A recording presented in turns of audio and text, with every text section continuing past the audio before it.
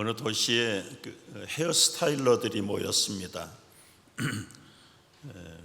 성대한 세미나도 열고 우리가 파하기 전에 이 지역에 가장 남루한 사람 한 사람을 찾아서 그 사람에게 우리가 가진 기술을 통해서 사람이 얼마나 아름답게 변할 수 있는가를 공개하는 행사를 하자고 동의를 했습니다. 그래서 몇 사람이 골목에 나가서 한 사람을 찾았는데 25년 동안 이발소를 가본 적이 없는 노숙자 한 사람을 찾았습니다.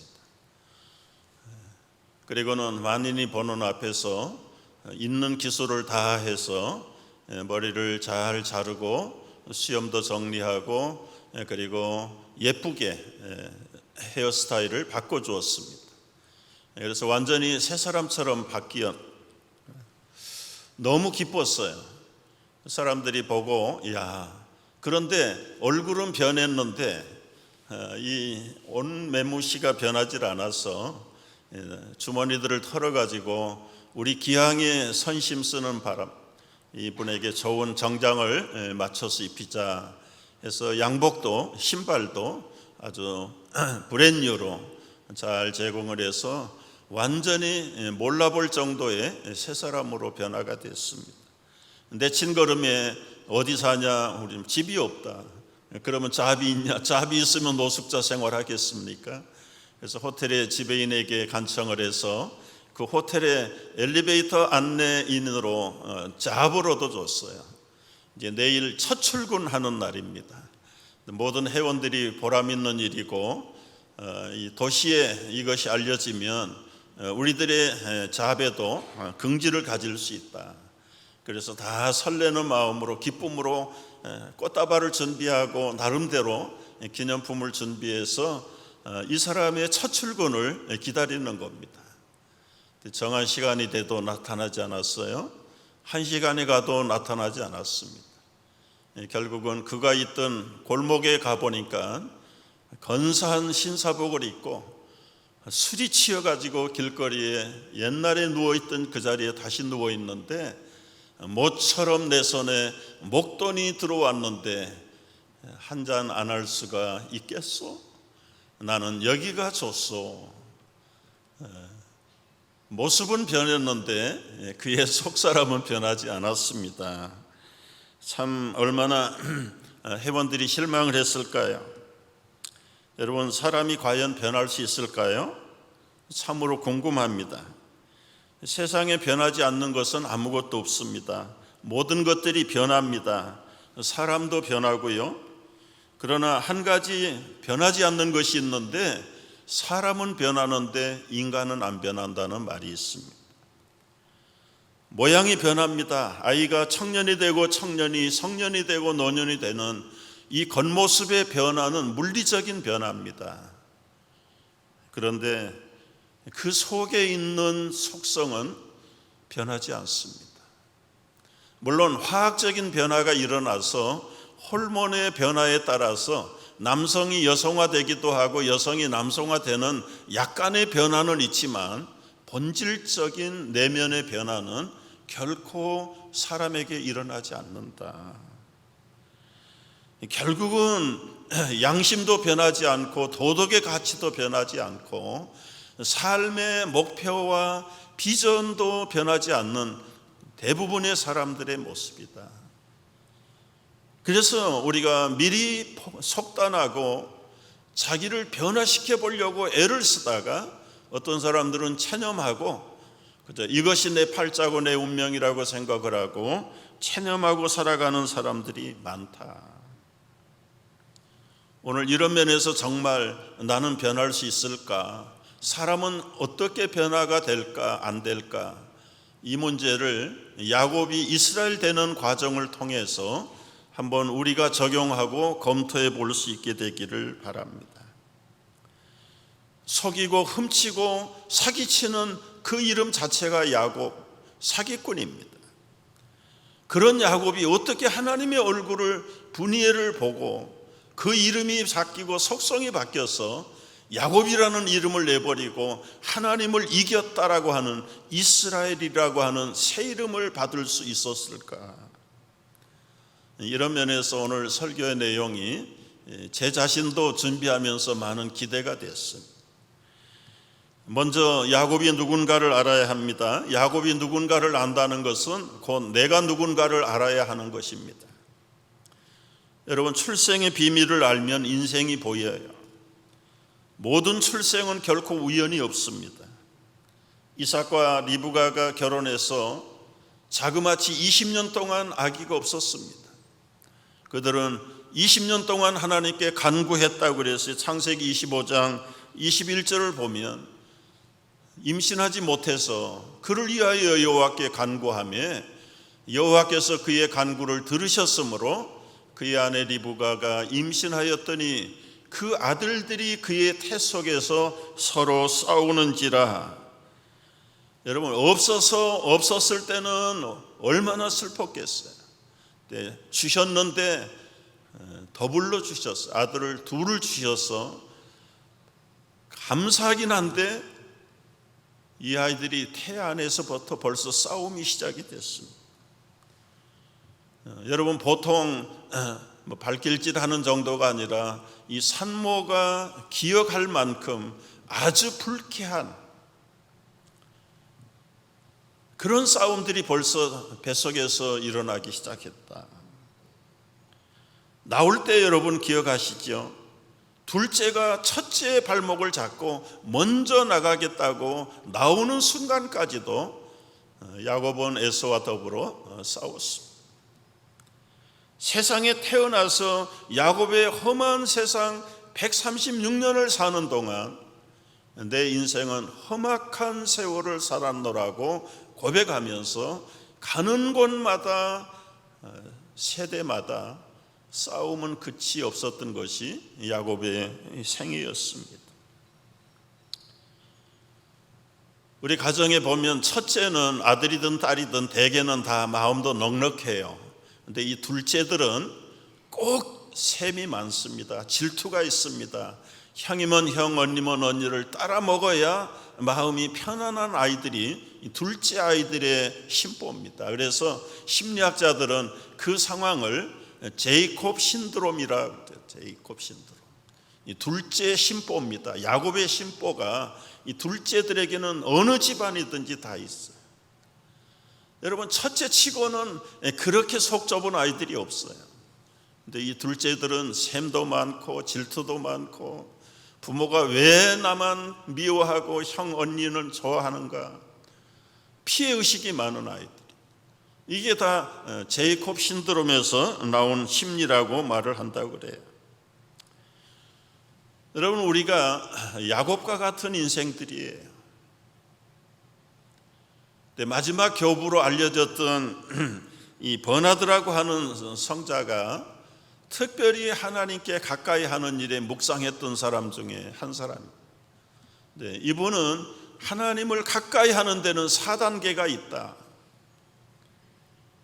어떻게 야곱이 이스라엘 되니까? 야곱이 이스라엘 되기까지는 4단계를 거쳐야 되는데 그게 저에게 좀 배워야 될 숙제라고 생각을 해서 여러분과 함께 나눠보는 것이에요. 첫 단계는 하나님 없이 자기만 위한 삶을 사는 것이 보통 야곱이다. 수많은 야곱들, 인생이 다 태어난 사람들이 야곱들이죠. 어려서는 야곱이 하나님도 잘 몰라요. 부모도 잘 몰라요. 오로지 자기 중심, 태안에서부터 자기가 첫째가 돼야 되고 기득권을 잡아야 되고 리더가 돼야 되는데 그걸 못해서 태안에서부터 싸운 사람이 야곱이에요. 태어나자마자 엄마의 치마폭의 첫사랑을 독차지합니다. 형은 자연히 양보하다 보니까 밖으로 나돌다가 들사람이 되고 사냥꾼이 됐어요. 늘 집 밖에 나돌지 않던 이 야곱은 엄마의 치마폭에서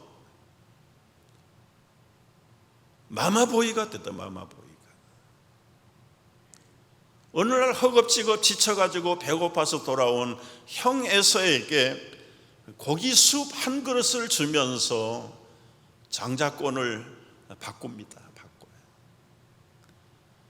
야, 배가 고파 죽겠는데 무슨 장자권이 밥 먹여주냐? 그 숲이라도 빨리 타오. 네 장자권 가지려면 맘대로 가져라. 에서는 장자의 모든 권리를 그야말로 다 팔아치워버립니다. 아무런 가치도 중요성도 모르고 한 그릇 숲과 바꿔버린 사람. 야곱은 그 장자권이 뭔지도 모르지만 일단은 형을 따라 먹어야 되겠다는 마음. 그래서 장자권을 얻었어요. 얻긴 얻었지만 그게 아무런 효력이 없는 겁니다. 무슨 증서가 있는 것도 아니고, 그렇다고 무슨 돈을 갖다 주는 것도 아니고. 그런데 아버지 이삭이 연로해서 이제는 돌아가시기 얼마 전에 그 자식들을 위해서 축복하는데, 야곱은 자기가 에서인 것처럼 염소털로 털 많은 형의 팔모습을 하고 아버지가 좋아하는 별미를 만들어서 아버지에게 가서 아버지를 속이고 내가 에서입니다, 마음껏 축복해 주십시오. 그래서 분별이 없는 아버지 이삭이 야곱을 장자로 축복합니다. 축복해. 얼마 후에 형 에서가 들어와서 사실이 탄로가 나자 이제는 복수가 두려워서 한 집안에 살 수가 없어요. 있을 때는 아무런 중요성을 몰랐던 에서 빼앗기고 난 다음에는 질투가 불릴 듯이 일어납니다. 아무리 봐도 사태가 사태인지라 한 집안에 살 수가 없어서 어머니 리브가가 이 야곱을 자기의 밧단 아람에 있는 처갓집으로, 외삼촌의 집으로 야곱을 홀로 피신을 시킵니다. 형의 복수가 흥분이 가라앉을 때까지 외갓집에 가서 피하여 있다가 오너라. 야곱은 난생 처음으로 엄마의 치마폭을 떠나서 멀고 먼 외갓집을 향해서 걸어갑니다. 가다가 밤을 만났어요. 베들이라는 광야에서 깜깜한 어두움의 흑암의 밤을 만납니다. 마마보이가 처음으로 집을 떠났는데 공포의 밤이 되었어. 무서움의 밤이 되었어. 야곱은 하나님도 모르고 오로지 축복이라는 것만 생각을 하고 자기는 복을 받아야 된다는 그 일념에 형의 관계도 아버지의 관계도 무시하고 그는 장자권과 축복권을 받긴 받았지만 자기 손에 돌아오는 건 아무것도 없어요. 여러분, 홀로 무서운 광야에서 그 긴 밤을 세울 때 그는 두려움과 공포에 떨어야 했어요. 하나님이 누군지도 모르고 축복의 진정한 내용이 무엇인지도 모르고 욕심만 부렸던 야곱, 치러야 될 대가가 톡톡했습니다. 너무너무 무섭고 너무너무 어려운 일에 만났을 때 그는 야곱은 하나님을 몰랐지만 하나님을 의지하는 마음이 생겼어. 그리고는 두려움 속에서 깨다가 자다가 꿈을 꾸었습니다. 그 꿈에 28장 16절을 보면은 야곱이 잠이 깨어 이르되 여호와께서 과연 여기 계시거늘 내가 알지 못하였다. 지금까지 나는 하나님이 나와 함께 하는 줄을 몰랐다는 거예요. 몰랐다. 그러면서도 하나님의 축복을 받기를 원하는 사람, 그게 우리의 옛사람의 모습입니다. 심지어는 지금도 하나님이 어떤 분인지 모르면서도 하나님의 복을 받으려고 야곱처럼 애를 쓰는 사람이 없지 않아 있을까 생각이 됩니다. 언제 하나님을 알게 될까요? 베델의 공포와 흑암의 두려움에 갇힐 때 야곱은 그때서야 자기가 깨달은 게 아니에요. 꿈에 나타나서 하나님이 함께 하신다는 것을 보여주셨어요. 여러분, 그런 면에서 우리에게는 평온할 때는 하나님을 알 기회가 없습니다. 부족함이 없는데 무슨 하나님이 필요합니까? 그런 면에서 고난은 특권이고 축복이라는 말이 나오는 것이에요. 코너에 몰렸을 때 여러분의 영적인 형편들을 돌아보십시오. 지금 혹시 공포의 배들에 갇혀 있지 않는지, 내 의지할 것은 아무것도 여러분, 그 마마보이 출신이 새까만 밤에 야행성 짐승들이 득실거리는 그 광야에서 얼마나 무서웠겠어요. 사람이 긴장하면 꿈을 꾸게 되는데 야곱이 꾼 꿈의 내용이 무엇입니까? 사닥다리가 땅 위에 있는데 그 꼭대기가 하늘에 닿았고 하나님의 사자들이 그 위에 오르락내리락 하는 꿈이었습니다. 그리고는 하나님이 너와 함께 있어 내가 어디로 가든지 너를 지키며 너를 이끌어 이 땅으로 돌아오게 할 것이고 내가 내게 허락한 것을 다 이루기까지 너를 떠나지 아니하리라. 사실은 야곱은 그때까지도 하나님도 예수님도 믿지 않던 불신자나 다름없는 그야말로 그저 족장의 아들로 태어난 것뿐입니다. 그런데 야곱에게 예수님이 나타나셨어요. 아니, 목사님, 구약시대에 어떻게 예수님이 나타납니까? 여러분, 이 내용은 예수님이 요한복음 1장에서 51절에서 분명하게 설명을 해줬어요. 나다나엘이라고 하는 제자가 무화과 나무 있을 때에 내가 너를 보았다 함으로 믿느냐? 이보다 더 큰 일을 보리라. 그러면서 하시는 말씀, 하늘이 열리고 하나님의 사자들이 인자 위에 오르락내리락 하는 것을 보리라. 사람이 하나님을 만나면 죽습니다.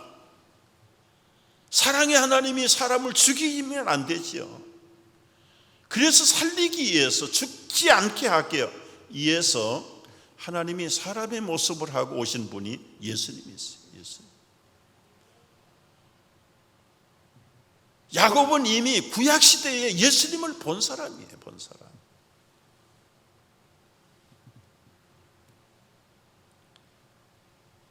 여러분, 예수님이 우리에게 보내신 사인이 무엇입니까? 절박한 궁지에 몰렸을 때 내 힘으로 안 된다. 얼마나 심각한 그리고 위험천만한 그 삶의 현장에서 너를 도울 사람은 없다. 너희 엄마의 따뜻한 사랑도 거리가 멀어. 너희 아버지의 능력도 여긴 통하지 않는 곳이야. 오로지 그 꿈속에 나타난 예수님만이 내가 너를 떠나지 아니하리라. 이게 하나님을 알지 못하면서 하나님의 축복만을 바랬던 야곱의 천연기의 신앙이었습니다. 여러분, 신앙은 예수님의 존재를 깨닫는 순간부터 신앙이 출발되는 겁니다. 두 번째 단계는 자신을 위해서 하나님을 사랑하는 단계에 들어갑니다. 야곱은 지난 20년간 온갖 고생을 다 겪었습니다. 본의 아니게 아내들이 4명이고 아들을 11명이 낳았습니다. 가축도 재산도 거부가 됐습니다. 이제 고향 땅으로 돌아가고 싶어졌습니다. 문제는 아직도 형의 복수의 분노가 풀리지 않았다는 것입니다. 400명의 군사를 준비해서 야곱이 돌아오면 그 목을 치려고 칼을 갈고 있는 그런 정보를 입수하게 됐습니다. 그러나 야곱은 그럼에도 불구하고 고향 땅에 돌아가고 싶었어요. 여러분, 고향 땅에 돌아간다는 것은 단순히 부모의 품으로 돌아가는 거 아니에요. 이미 아버지 이삭, 어머니 리브가는 다 세상 떠났어요. 그런데 왜 야곱이 그토록 고향 땅으로 돌아가고 싶어 했을까요? 그 장자권이라는 것이 불완전하다는 것을 알았어요. 야곱은 어떤 면에서 수많은 가축과 재산을 늘려서 나름대로 거부가 됐습니다. 그러나 아버지 이삭으로부터 받던 장자권의 축복, 그 엄청난 유산, 그리고 그 기업, 그리고 영적으로 대를 이어갈 그 장자권. 사실은 야곱이 처음에는 몰랐는데 어느 정도 물질을 모아보니까 장자권을 통해서 부모로부터 받는 유산은 별거 아니라는 걸 알았어요. 아브라함과 이삭과 그리고 장자권을 쟁취한 야곱을 통해서 보내실 메시아의 축복을 야곱은 어렴풋이 알아. 그래서 베델에서 약속하셨던 그 예수님의 약속을 누리고 싶어서 고향 땅으로 가고 싶은 거예요. 네가 이 땅으로 돌아오기까지 내가 너와 항상 지키겠다고 하신 그 말씀. 여러분, 베델에서 꿈을 꾸었을 때 야곱이 이건 보통 꿈이 아니라는 걸 알고 돌로 제단을 쌓고 그곳에 이름을 붙였어. 하늘문이요 아버지의 집이라. 그래서 벳엘, 베트라는 말은 하우스, 엘은 하나님, 하나님의 집이 여기에 섰다는 것을, 시작됐다는 것을 알고 아버지의 유산을 받기 위한 게 첫째 목적이 아니라 이제는 하나님을 사랑하고 싶은 마음, 그 마음 때문에 고향 땅에 돌아가고 싶었던 겁니다.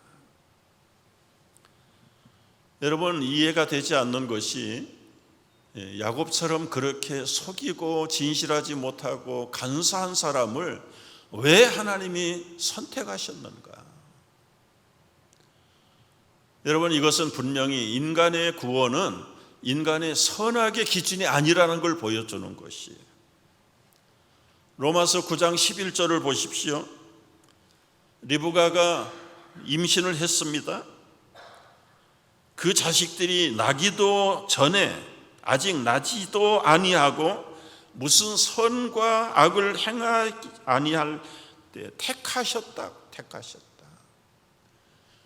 선이나 악을 행하지 아니한 때에 택하심을 따라 되는 하나님의 뜻이 행위로 말미암지 않고 오직 부르시는 이로 말미암아 서게 하려 하사 리브가에게 이르시되 큰 자가 어린 자를 섬기리라 하셨나니 기록된 바 내가 야곱은 사랑하고 에서는 미워하였다 하심과 같으니라. 이미 에서와 야곱이 어머니 배에서 나오기도 전에 하나님은 야곱을 선택하셨다는 거예요. 왜 야곱을 선택하고 에서는 버렸습니까? 우리에게 물을 질문의 권한이 없다라고 말씀합니다. 그 비유 중에 하나가 토기장이 비유예요. 질그릇 굽는 사람이 마음에 안 들면 깨뜨려 버리듯이 하나님의 구원은 하나님의 전적인 소관이지, 질그릇이 왜 나를 버리십니까? 저 못난 것을 왜 선택하셨습니까? 라고 말을 할 수 없는 것처럼 구원에 대해서는 하나님께 묻지 마라. 여러분, 우리의 입장에서 우리의 선과 악을 따라 선택하신다면 선택받을 사람 한 사람도 없습니다. 솔직하게 여러분을 평가해 보십시오. 여러분의 그 양심과 그 속사람을 가지고 우리 하나님 앞에 합격할 수 있겠습니까? 그럼에도 불구하고 선과 악을 묻지 아니하고 나를 불러 하나님의 자녀를 삼으셨다는 것은 이건 엄청난 특권이고 평생 해도 못할 감사의 제목일 뿐입니다. 야곱은 이것을 어렴풋이 알아가기 시작했어요. 창세기 32장 6절 말씀 보면 그가 이르되 날이 세려하니 나로 가게 하라. 야곱이 이르되 당신이 내게 축복하지 아니하면 내가 갈 수 없습니다. 여러분, 지금 이제 고향 땅으로 돌아가면서 야복강을 건너면 형 에서가 기다리는 거 알아요. 그래서 처음에는 선물 공세를 폈습니다. 여러분, 얼마나 많은 20년 동안 모은 자기 야곱의 짐승 재산을 530마리 플러스 새끼들, 짐승의 새끼들 다 보냈어요. 다 보냈어요. 그래도 마음이 안 모이는 거예요.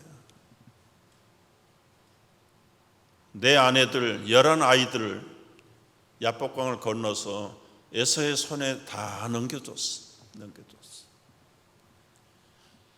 여러분, 재산 전부와 처자를 다 보내는 것은 다 보내는 거 아니에요. 그런데 에서의 관심은 선물에 있지 않아요. 자기 제수들, 조카들에게 에서의 마음이 있는 게 아니라 야곱의 목숨 하나를 바라보는 거예요. 그걸 알았기 때문에 야곱은 모든 것을 보내고도 야복강을 건너지 못했습니다. 홀로 남았어요. 그리고는 밤새도록 어렴풋이 아는, 함께 하신다는 그 하나님께 자신의 미래를 맡기는 것. 한 사람이 나타나서 야곱과 더불어 씨름하기가, 여러분, 씨름은 그냥 운동 경기의 씨름이 아니라 간절히 붙들고 기도하는 그 끈질긴 인내력, 강청하는 그 기도의 자세, 그게 씨름으로 비유된 겁니다. 여러분, 씨름에서 삿밧줄 놓치면 지는 거예요. 하나님 앞에 강청하고 부르짖는 이 손, 믿음의 손을 놓치면 그는 응답이 없는 겁니다.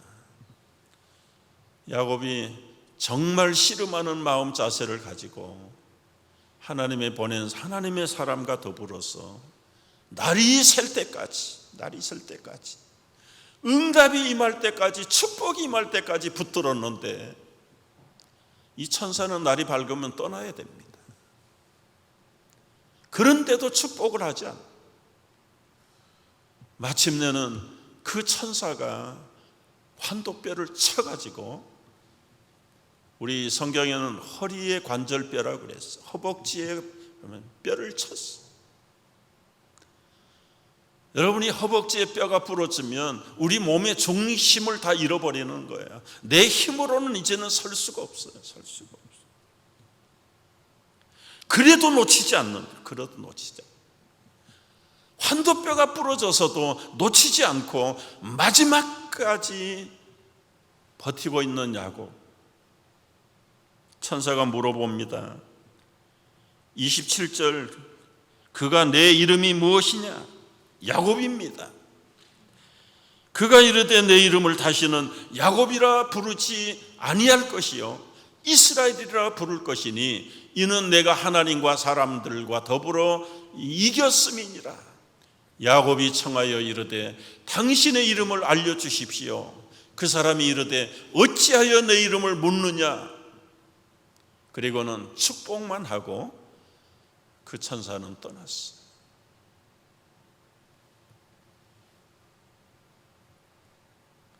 자기 살겠다고 재산 포기하고 그 많은 처자들을 다 포기했던.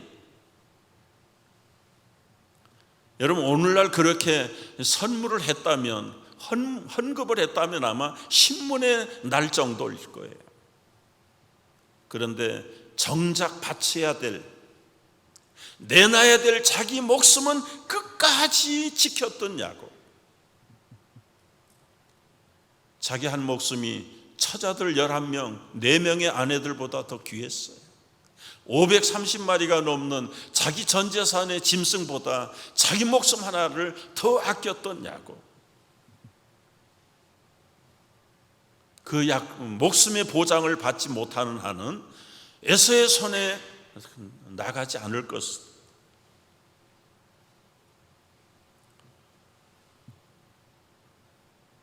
여러분, 이게 끈질긴 야곱의 본성입니다.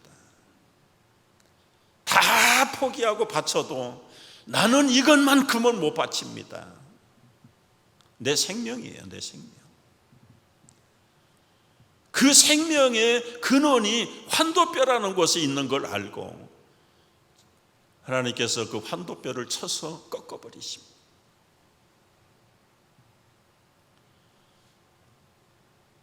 여러분 한번 생각해 보세요. 여러분의 환도뼈는 무엇입니까?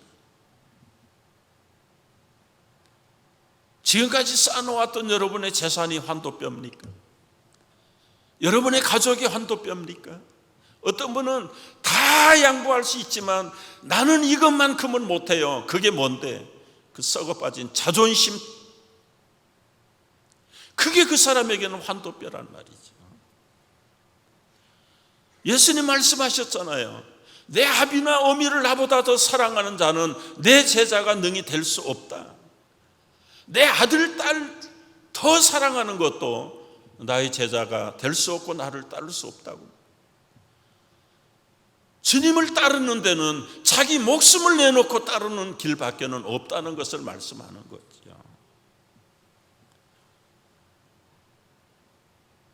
여러분, 아직도 우리가 하나님을 아는 것은 결과적으로는 내가 꺾어야 될 환도뼈를 꺾일 때에, 그때에 우리의 옛사람 야곱은 사라지고 부족할지라도 이스라엘이라는 이름을, 성도라는 이름을 얻게 되는 거예요.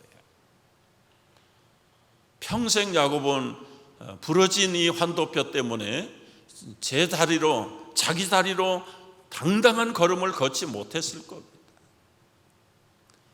여러분, 사람이 기본적인 동작이 보행인데 이 걸음을 제대로 못 걷는 것은 만사를 할 수 없는 무능력자가 됐다는 것입니다.